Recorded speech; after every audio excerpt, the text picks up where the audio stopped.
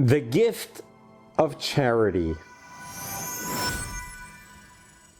Being able to have the opportunity to give charity is truly a gift.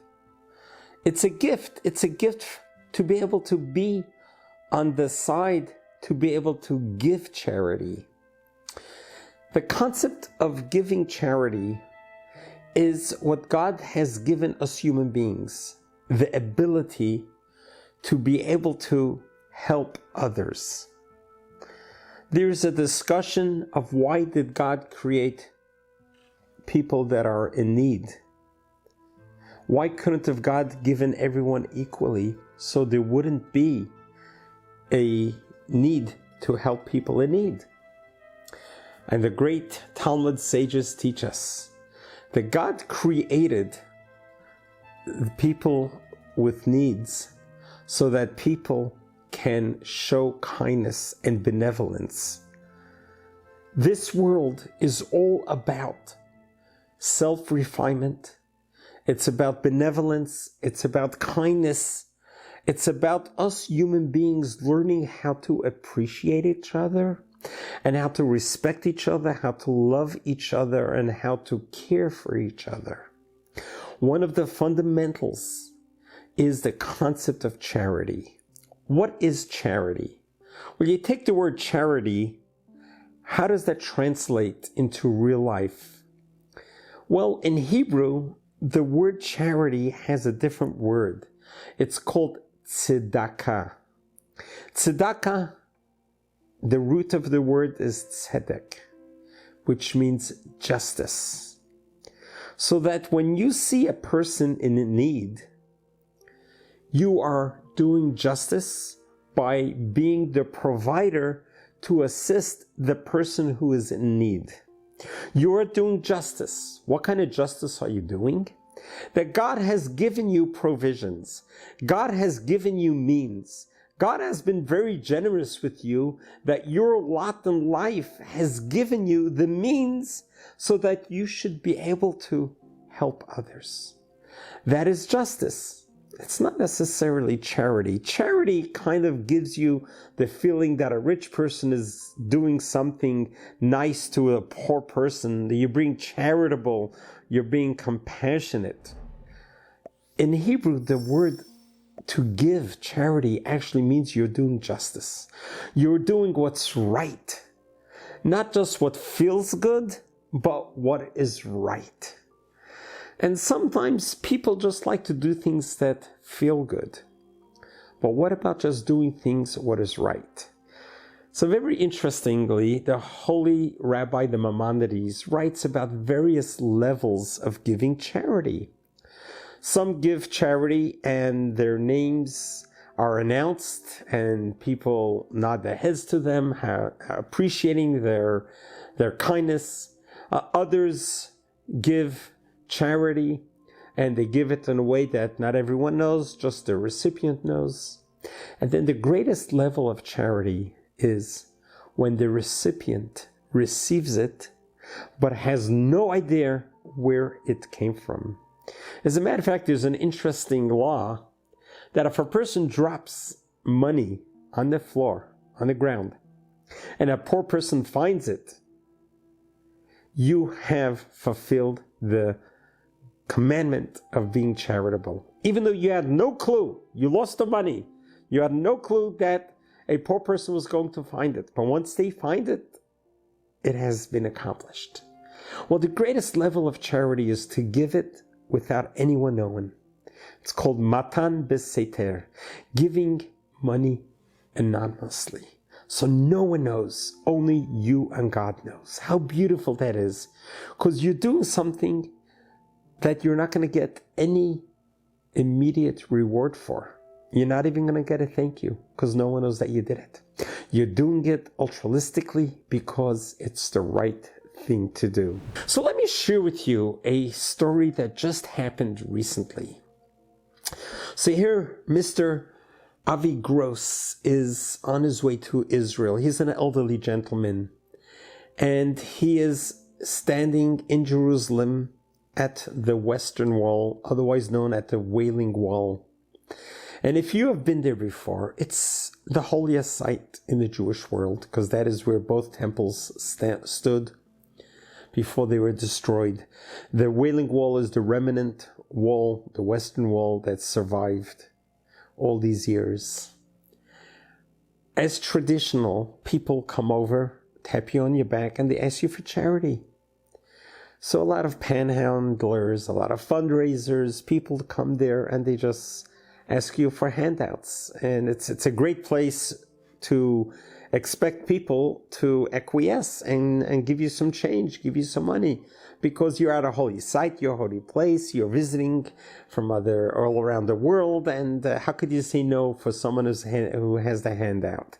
So it's a great opportunity to really make a decent income by panhandling at the Western Wall. So here's an individual. Sometimes it does get annoying and people are not happy about it because they're coming there to pray, to concentrate, and one after another comes nagging at you. But that's okay, that's life.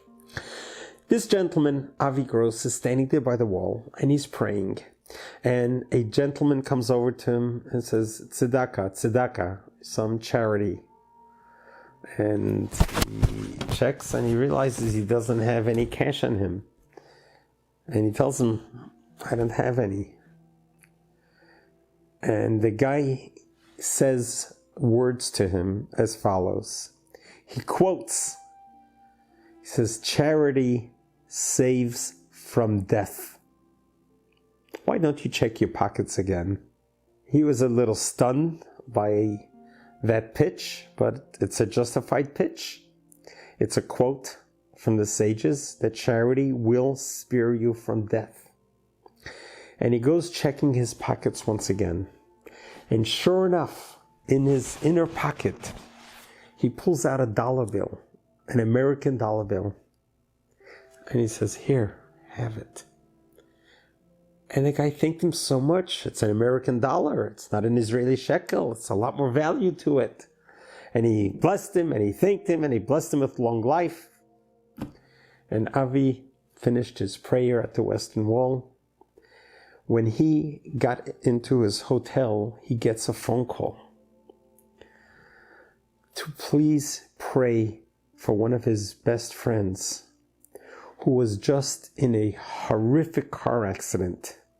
He was going down I-95 and his car met head-on with an 18-wheeler. Head-on collisions, you barely survive. And he says, please pray for your best friend. You're in Israel, make a prayer for him. He prayed for him.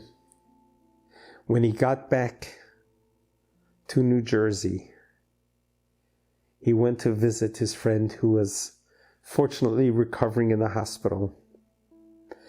And he comes to find out, just amazingly, that the moment that they brought him to the hospital and they declared him critically ill, that they don't give him a chance of survival, it was the exact same time when Avi was at the Western Wall. It was the exact same moment when the panhandler told him, charity saves from death. What was more interesting is that the dollar bill that he took out of his pocket was the dollar bill that was given to him by his friend who's now in ICU. So there is a tradition before a person flies overseas or goes on a trip, before they leave, you give them a dollar bill or some coins and you say, be my messenger and deliver the charity at your destination. Because now you are journeying on a holy mission to give charity. And when you are traveling on a mission, you will not get hurt because you're on a holy mission. So this gentleman who was in this head-on collision gave Avi this dollar bill before he left to Israel to give it charity at the wall. And what did the man tell him? Charity saves from death. The moment that he found the dollar bill that this victim gave him and gave it to the person as charity, the doctor saw that he's going to survive. Charity saved him from death. What an amazing story.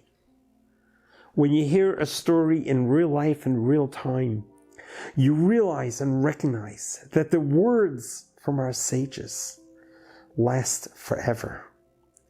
And this is the act of charity that literally saved this person's life. It is the same for each one of us. There's a tradition to always have a charity box on your desk, so that every day you take a coin, you put it in the charity box. Every day, make it a habit to give charity every weekday. It is very interesting that from all the commandments in the Bible, there's only one commandment that God says, test me. Test me and I will prove that you will be rewarded. That is the act of charity. That God says, test me. When you give charity, you will be rewarded tenfold. Now, it's not going to happen automatically. You put in a quarter and out comes $2.50. That's not exactly how it works. What it means is that God will reward you tenfold in so many ways. Ways that you may see overtly, or ways that may be happening behind the scenes, that God will spare you from extra co-pays, medical bills, or other extraneous expenses because you give charity. So it is during these days, when the high holidays occur in the Jewish calendar, that we actually increase in our acts of charity. We increase in doing charity with whoever we can, however we can. As a matter of fact, there's a tradition that at the eve of the Day of Atonement, in the afternoon prayers, we actually bring handfuls of coins, specifically coins, and we throw the coins on plates of charity to make a lot of noise. Because this noise, it wakens up in heaven and say, look how your children are being charitable to each other just before they ask for forgiveness on the Day of Atonement. So the acts of charity is one of the most powerful acts that we can do on this world. Because once our journey in this world ends, we can no longer do any charity. And this is once we pass on, we no longer have the ability to give charity. This is why when we come to pray and we do memorial services, we pledge charity on behalf of the deceased, because they can no longer do it, but we can. God bless you. God loves you.